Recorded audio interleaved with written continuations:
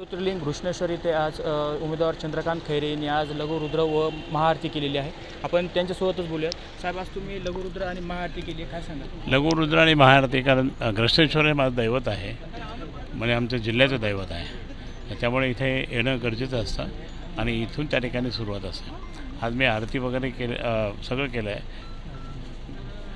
आरती वगैरे सगळं झाली, अभिषेक झाला आणि महारुद्र लघुरुद्र झाला आणि त्यामुळे म्हणजे माझे सगळे देवस्थानाची मी धार्मिक कृतीत असल्यामुळे सगळे देवस्थान, भद्रमारुती असेल, त्यानंतर म्हणजे गणपती आपले सिद्धिविनायक असेल, महालक्ष्मी मुंबईच्या, त्याच्यानंतर मग आपले हरिद्वार आणि त्याच्यानंतर मग वैष्णोदेवी, त्याचप्रमाणे बाकी इथले सगळे देव सगळे पूर्ण झाले।